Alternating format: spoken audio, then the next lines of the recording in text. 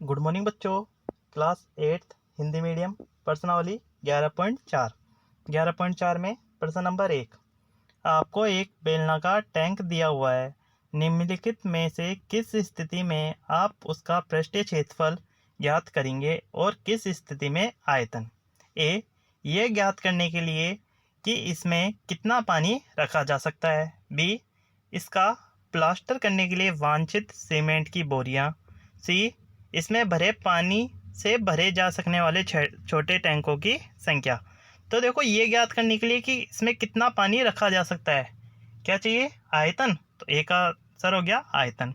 ऐसे B, plaster करने के लिए वांछित सीमेंट की बोरियों की संख्या निकालने के लिए पृष्ठीय क्षेत्रफल। और सी, भरे पानी से भरे जा सकने वाले छोटे टैंकों की संख्या के लिए आयतन, सी आयतन। फिर देखो प्रश्न नंबर 2। प्रश्न नंबर 2 है, बेलन ए का व्यास 7 सेंटीमीटर है और ऊंचाई 14 सेंटीमीटर है।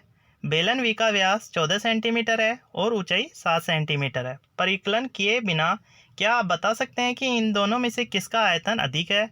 दोनों बेलनों का आयतन ज्ञात करते हुए इसका सत्यापन कीजिए। जांच कीजिए कि क्या अधिक आयतन वाले बेलन का पृष्ठीय क्षेत्रफल भी अधिक है। तो देखो इसका हल, हाँ, बेलन बी का आयतन अधिक है क्योंकि उसकी त्रिज्या अधिक है। त्रिज्या जिसकी अधिक होगी उसका आयतन भी अधिक आएगा। तो देखो, बेलन ए का व्यास बराबर 7 सेंटीमीटर। बेलन ए की त्रिज्या बराबर 7/2 सेंटीमीटर।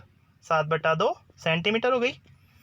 बेलन ए की ऊंचाई 14 सेंटीमीटर। इसलिए बेलन ए का आयतन बराबर πr² बराबर 22/7 गुणा 7/2 गुणा 7/2 गुणा 14।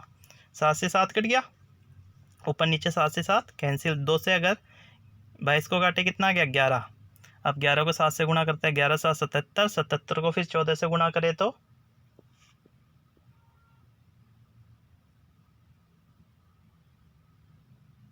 या फिर देखो 2 से 14 को काट देंगे, 7 आ जाएगा। 77 को 7 से गुणा करोगे कितना हो जाएगा, 539 सेंटीमीटर स्क्वायर। फिर आगे देखो, बेलन बी का व्यास। अब बेलन बी का व्यास बराबर 14 सेंटीमीटर। बेलन बी की त्रिज्या बराबर 14/2 बराबर 7 सेंटीमीटर। बेलन बी की ऊंचाई बराबर 7 सेंटीमीटर। तो देखो, इसलिए बेलन बी का आयतन, बेलन बी का आयतन लिखना है, बी लिखना है, यहाँ ए नहीं आएगा। बेलन बी का आयतन बराबर πr² बराबर 22/7 गुणा 7 गुणा 7 बराबर कितना हो गया, 7 से 7 कट जाएगा एक, तो 22 गुणा 49। 22 गुणा 49 करेंगे तो अपने पास आएगा गुणा करने पे 1078 सेंटीमीटर क्यूब। अब बेलन ए का कुल पृष्ठीय क्षेत्रफल। देखो, इसने ये बोला था बेलन ए का व्यास 7 सेंटीमीटर, ऊपर से खुला हुआ है, इसलिए बेलन ए का कुल पृष्ठीय क्षेत्रफल बराबर πr²2h+r, क्योंकि ये ऊपर से खुला हुआ है, बराबर 22/7 गुणा 7/2 ब्रैकेट 2 गुणा 14 प्लस 7/2 बराबर 7 से 7 कट गया, 22 में 2 का भाग गया 11। 11 गुणा 28 प्लस 7/2 बराबर 11 गुणा 63/2। 11 गुणा 63/2, इसको हल करेंगे कितना आ जाएगा, 346.5 सेंटीमीटर स्क्वायर। ऐसे बेलन बी का कुल पृष्ठीय क्षेत्रफल बराबर πr²2h+r, चूँकि ये भी ऊपर से खुला हुआ है, बराबर 22/7 गुणा 7 ब्रैकेट 2 गुणा 7 प्लस 7 बराबर 7 से 7 कट गया, तो बराबर क्या आया, 22 गुणा 14 प्लस 7, 14 और 7 21, 22 गुणा 21 बराबर 462 सेंटीमीटर स्क्वायर। अधिक आयतन वाले बेलन का पृष्ठीय क्षेत्रफल भी अधिक है। ऐसे देखो प्रश्न नंबर 3।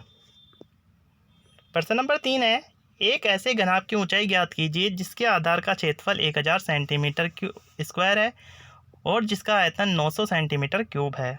तो देखो, इसका हल दिया है, घनाभ का आधार का क्षेत्रफल बराबर 180 सेंटीमीटर स्क्वायर और घनाभ का आयतन बराबर 900 सेंटीमीटर क्यूब। हम जानते हैं घनाभ का आयतन L गुणा B गुणा H।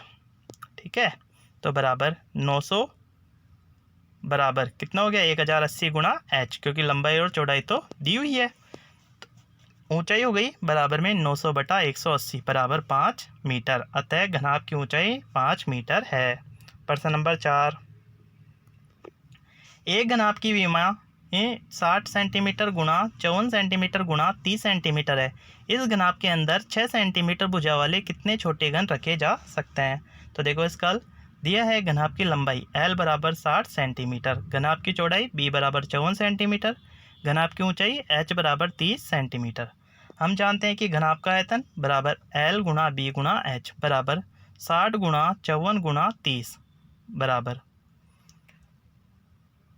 सेंटीमीटर क्यूब, और घन का आयतन भुजा क्यूब बराबर 6 गुणा 6 गुणा 6 बराबर, गुणा नहीं करना क्योंकि कटेगा ये, इसलिए छोटे घनों की संख्या बराबर घनाभ का आयतन बटा घन का आयतन बराबर 60 गुणा 54 गुणा 30 बटा 6 गुणा 6 गुणा 6। 60 को 6 से काटे 10, 54 को 6 से काटे 9, 30 को 6 से काटे 5 बराबर 450।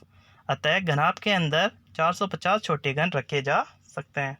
तो ठीक है बच्चों, आज आपको प्रश्न नंबर 1 से लेकर प्रश्न नंबर 4 तक करने हैं। प्रश्न नंबर 5 हम कल करेंगे।